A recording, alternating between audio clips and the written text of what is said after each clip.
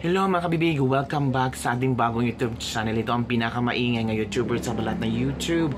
Ako si Kabibig, maglabag-labag na daw with evidence. Naku po mga kabibig, sa nangyari kay kay Chief PNP, ex-Chief PNP Nicolas Torre. Marami mga espekulasyon ang lumalabas. Itong si Madam Claire Castro ay nagsabi na meron na daw posisyon na i-offer si BBM kay General Torre. Naghintay na lang daw ng go signal galing kay General Torre. Wow! Espesyal na espesyal talaga si General Torre, no? After pinahiya, after walang hiya, after pinapahiya, diba? Tingnan mo nga, hindi nga siya na-inform earlier na isisibakin na siya. Tapos nung turnover ceremony, wala si Torre doon. Parang they even try to put Torre to his lowest point of his life and his career. Tapos nga, sabi pa ni John Vic Remulla, ano daw ang mangyayari kay Torre? Posible pwede na siyang mag-resign or pwede siyang i-accept ang offer ni BBM na bagong trabaho ni Torre. Maraming nagsilabasan na baka si Torre ang bagong NBI director. Hindi naman siya pwede kasi hindi naman siya lawyer. Baka DOJ secretary kasi si si Boyeng maging ombudsman, tapos si Torre maging DOJ secretary. Kaya ba ni Torre?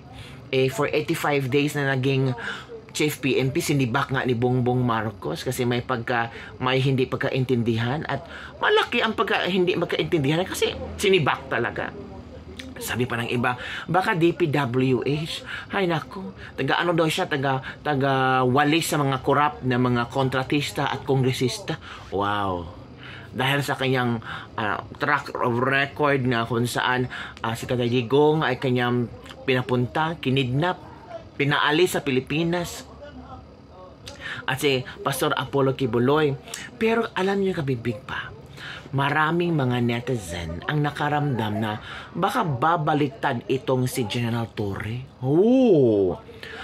Kaya nga inoferan agad ng posisyon ni BBM para hindi daw babaliktad at magwawala at magbubulgar ng pwedeng maging ebidensya na gagamitin ni Pangulong Rodrigo Roa Duterte at ng legal counsel ni Pangulong Rodrigo Roa Duterte sa ICC. Baka daw mapawalang sala at makauwi immediately si Pangulong Duterte dahil daw sa kay Torre. Kasi malapit na ang di ba? Pagbasa sa kung ano ang kasalanan ng Pangulong Duterte sa ICC ngayong September something, malapit na September na, ilang araw lang September na. Kaya para daw hindi magalit ng todo si Torre, para daw pangpahimay loob sa kalooban ni Torre, ay bibigyan ito ng magandang posisyon. Yan ba ang kailang plan? Para daw hindi magsalita sa kung ano ang nalalaman ni Torre hinggil, una, kay OJC. Pangalawa, yung kay Pangulong Duterte. Kasi sa KOGC stage daw, di umano, marami daw mga politiko ang nasa doon, ang behind the KOJC story. Yung panggigipit nila sa KOJC, may mga malalaking politiko daw involved doon. Lalo na yung pagpapakulong nila kay Pangulong Duterte. Maraming involved doon. Diba umamin si John Vic Remulla ng group efforts yun? Baka meron pang another story sa likod man yan. At alam yan ni General Torre.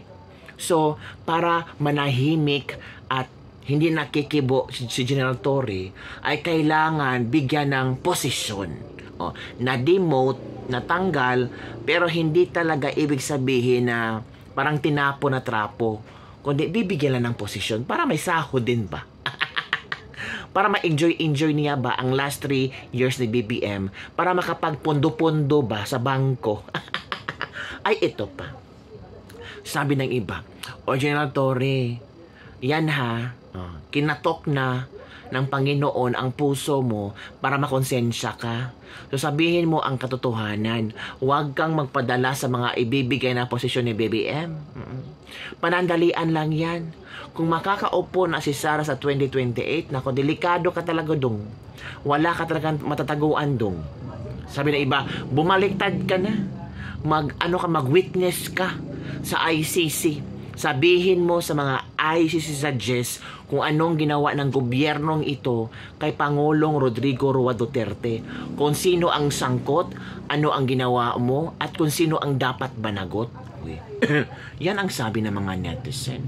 Posible kaya na si General Torre ay pwedeng maging ICC witness? Oh, parang it's a big plot twist talaga. Kung si General Torre magiging ICC witness para kay Pangulong Rodrigo Duterte, in favor of Pangulong Rodrigo Roa Duterte. O, ito ha. Ito yung pangako ni BBM para kay General Torre. Watch this video. Sana si General Torre, no? At may ibibigay kasi sa kanyang pwestong napakabigat na sana matanggap niya. Kasi yun talaga yung balak, yun talaga yung gusto na ipagawa ng Pangulo. Mabigat yung posisyon, mabigat yung trabaho. Siya lang. Oh, yun, isa pa. Mukhang siya lang ang makakapagtrabaho nun. Diba? Yun kasi yun nasa plano ng Pangulo. I believe PBM sa plan. Yes. Sabi ni Dina. Yeah, oo. Siguro ganito na lang mga ka-clear. As much as we feel confused and angry, I trust that the President's prerogative. Yes, kailangan nating magtiwala sa Pangulo kasi hindi niya to gagawin kung hindi ito yung nararapat. At may isang ipapagawa kay General Torre na mabigat. Hindi biro yung trabaho na iaatang sa kanya. O, narinig nyo. Sabi ni Auntie Claire. Pero sabi ng netizen, nako, maniniwala ka ba kay BBM Torre? Tingnan mo nga, Torre, pinaupo ka lang ng mga ilang araw, sinibak ka, ngayon niniwala ka na ulit ni BBM. Nako, well, favorite ka naman ni BBM dahil sa boxing. Pero kung ako si Torre ba, sa ginawa ni BBM sa akin, maghimay-himay ako, mag-reflect din ako ba na, sasali pa ba ako sa group efforts nila? Sasali pa ba ako sa grupo nila? Na ito, sa kasagsagan ng ng issue na ito ay parang iniwan nila ako sa ere, pinapagtawanan nila ako, pinapahiya nila ako. Actually, sa nangyari na ngayon, sino ang binash ng tao? Sino ang mas mas kaawa-awa? Si General Torre. Sabi nga ni Senator Bato de la Rosa, nagagalit si Senator Bato de la Rosa kay Torre, pero naaawa din siya. Kasi ginawa lahat ni Torre na kung ano ang gusto ng mga taong ito, kanyang ginawa. Binigay. Sabi niya kay Pangulong Duterte, kailangan maipasakay na yan, ora mismo, ginawa yan lahat. Kahit labag sa batas ginawa ni Torre para kay BBM at yung ibang grupo. Kaya nga sabi ni Senator Bongo, naawa ako kay Torre. Kasi after siyang nagamit, after naging useless na si Torre, tinapon na parang basura. Ngayon, para hindi mag-react, hindi isiwalat ang mga sikreto, ay kailangan busugin ng bagong posisyon. Kung ako si Torre, magwais-wais ako. Pero ano kayang ibibigay na posisyon ni Torre, sa cabinet member ba ni BBM? Karapat dapat pa. Ano ba yung requirements? Well, BBM can do anything. Siya ang presidente Kung ano ang gusto niya, masusunod. Di ba, kabibig? So, yun na nga, kabibig, maraming mga tao ngayon ang naawa din kay General Torre. Yung iba natatawa, yung iba pumapalakpak sa nangyari General Torre kasi akala natin General Torre is untouchable. Kasi BFF ni Bongbong Marcos, pero sa isang iglap lang tanggal. Binasura, 'di ba? Pero feel ko talaga ha, yung bagong posisyon ni Torre, pang ano lang yan pang patahimik lang ni Torre. O Torre, tumahimik ka, may posisyon ka, o may sahod ka pa, o wag nang kang magbaliktad-baliktad. Kasi kung babaliktad ka, lahat talaga magugulo. Lahat ng plano ni BBM mawawala na parang bula. So bali si Torre ang magiging susi. Posible, diba? Posible mga kabibig.